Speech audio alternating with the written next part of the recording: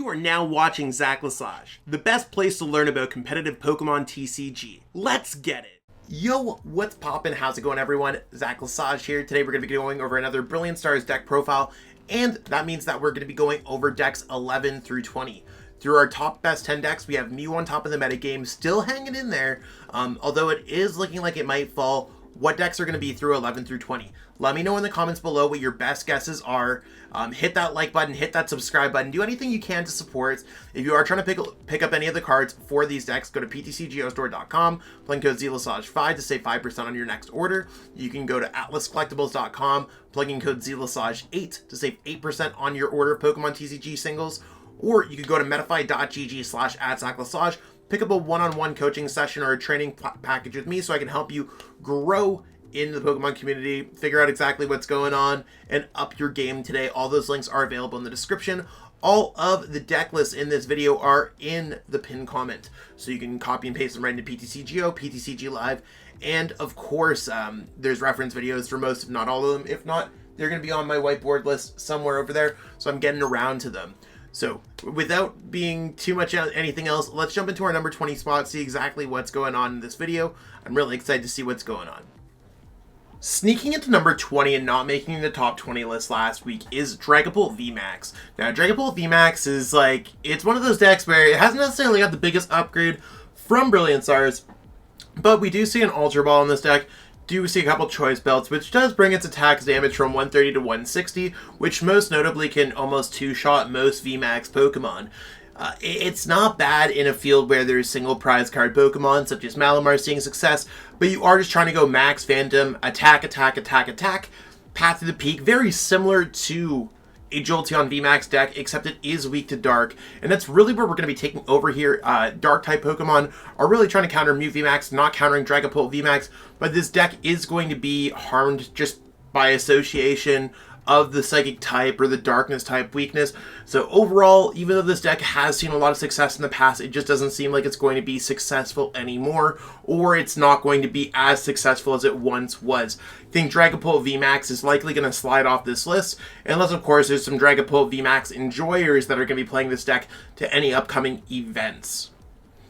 Slithering to number 20 and tied with that Dragapult deck is Sandaconda VMAX with Arceus VSTAR. Now, I'm not entirely sure of the origins of this deck. I did use the list that came 9th place, Charlie Lockyer, with this deck from the Salt Lake City Regionals. It seems like this deck is part Arceus VSTAR, and where you could accelerate energies to various Pokemon. Sandaconda seems like it can hold its own against some Pokemon that are fighting weak, such as Arceus VSTAR, Gengar VMAX, and Jolteon VMAX. The deck also has Beedrill, and you can use a single strike Mustard to summon that Beedrill out of nowhere, starbirthing into cards like Ultra Ball and Quick Ball and all that kind of stuff to make sure that you're able to kind of thin your hand down to nothing, summon Beedrill to knock out Pokemon with special energies, such as Mew VMAX. Of course, there's a Flygon V in there for good measure because it has all the right energies to be attacking with such, and you have this new kind of take on an Arceus Flygon deck. I do think this deck looks incredibly cool. I think it's one of those things where the pilots of the deck have to be able to understand how to be able to play this deck. And I do think decks that require you to play Single Strike Mustard can be quite difficult because you're thinking differently. You're like, how can I get my hand down to 0 instead of just playing a traditional draw supporter? Decks that typically require more skill or have just been played less are going to be better decks for the creators of the decks and those who understand decks of such, but this is an incredibly fun deck. I think this deck might spike up a little bit just because players do want to replicate the success of really cool decks at regional championships, but I don't know if this deck's ever going to traditionally break our top 10 decks on this list or make it much past just the part 2 part of this video. Blazing into another deck at number 20, and that's Entei Dragapult and the Flygon Sandaconda Arceus VSTAR deck. It's one of those things where Entei V has not really got a chance to shine, but it is tied with these other decks at that 60 CP threshold. By seeing some light success at tournaments, I do believe that I used Jarek Gamila's list as a base for this one, so shout out to them.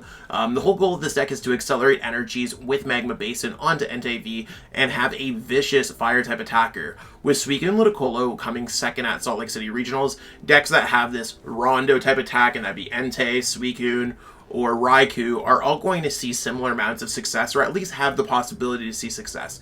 I do think that this deck is cool with boss's orders and cards like that to just aggressively go after your opponent's Pokemon.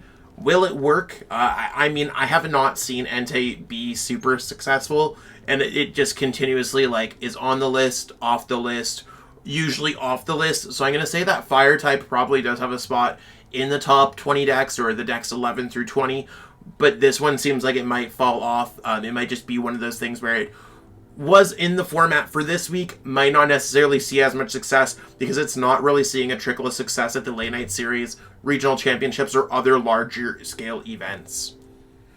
Splashing into number 17 and dropping from number 12 last week is Inteleon VMAX Rapid Strike. Now, this deck's all about using Rapid Strike energy and searching it out with Octillery, slapping it on, bringing it back with its attack to do extra damage, and of course you then play a Cheryl if your opponent damages you. I think this deck is the case of just, like, being underloved in this current format. It's not the greatest deck in the world, it's not the worst deck in the world, although with Jolteon spiking back up, I could see how this could scare a lot of players from playing a lightning type weak deck. This deck is a little slow, it's a little inconsistent, however it does give me the vibes that it is better than its placements. So while I do think this deck is definitely going to be one of the 11 through 20 best decks in format, not necessarily a top 10 best decks, 17 does seem particularly low. So if anything, I think this deck could move up a little bit, not by much though, because most decks in this kind of category are relatively unpopular. If you're looking to try this one though, it is a super fun deck to play. Single striking it all the way to number 16 and not making on last week's top 20 best decks list is Single Strike Urshifu VMAX. I think a lot of players have started bringing this deck back a little bit when it comes down to players just trying to find ways to beat Mew, and we're looking at other decks that might be able to beat Mew. And just generally things. Dark and Fighting has historically been a strong combination in our current standard format, so that means you have Dark against Mew, and basically Mew because that's a large portion of the metagame, and Fighting type is quite good against random things like Jolteon VMAX, Arceus VSTAR, and of course Gengar, Jolteon, Arceus. I'm not sure which ones I said. It's good against just random stuff. Of course, with the Single Strike Urshifu VMAX finding its way, being good against Dragapult VMAX. Deck is powered up with Single Strike, Roar on Houndoom, and then you're good to go. This seems like a fair build of the deck. I'm not entirely sure because this deck largely has not been super successful. Just a few handful placements at small events here or there, not really turning up at regionals. Overall, I think this is the type of deck that could fall off on the metagame. Does seem like it should be a top 20 deck, but between the 11 through 20, probably lower half of that. Gengar VMAX has really turned up with either the Arceus the Arceus build or just the straight up build in terms of single strike decks. So keep that in mind as you kind of go through this, that there might just be a better version of the deck or a more tournament successful version of the deck is better to say there. Squirming all the way to number 15 and not on last week's top 20 best decks list is Malamar VMAX with Arceus V-Star. Now the goal of this deck is to be a dark type deck that's helpful against Mew, and you got Path to Peak and all those kind of good things to work with it. We also have Arceus V, which works as well to accelerate energies to your Pokemon, including your Arceus V-Star. And then you have Trinity Nova doing the same thing with a little bit of damage, and Starbirth to search out whatever combination of cards you're looking for. I do find that this deck is relatively cool. However, the base of this deck looks very similar to what the Arceus Gengar deck is, currently a top 10 deck. And it just tells me that maybe Gengar is better than Malamar VMAX. That's a big question mark, and I think it needs to be going with a little bit more testing. Is Arceus Gengar a better deck than Arceus Malamar? We got to ask ourselves there.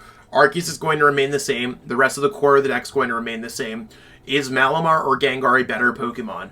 This might be the only way to make Malamar to shine, and there might be some small things here or there, such as Marnie Path using Max Jammer.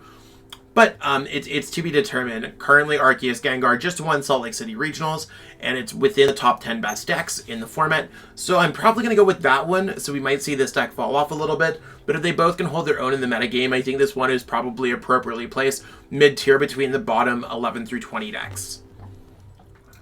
Rapid Strike into that number 15 spot to tie with the Arceus Malamar deck is Rapid Strike Urshifu VMAX with Galarian Moltres V.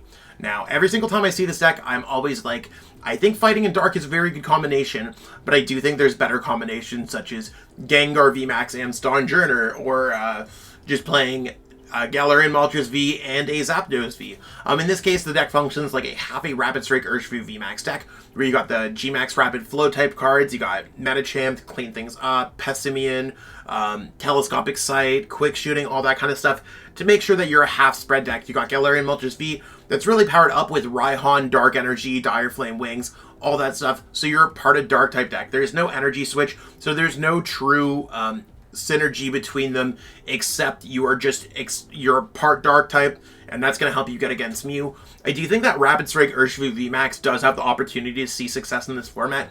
After looking at Salt Lake City's top 32 decks, I would think that Rapid Strike Urshifu would tear through a lot of them. There was only 5 Mews. The deck does pretty well against Arceus in general. The deck does well against Gengar. The deck does well against Jolteon. The deck does well against Suicune Ludicolo.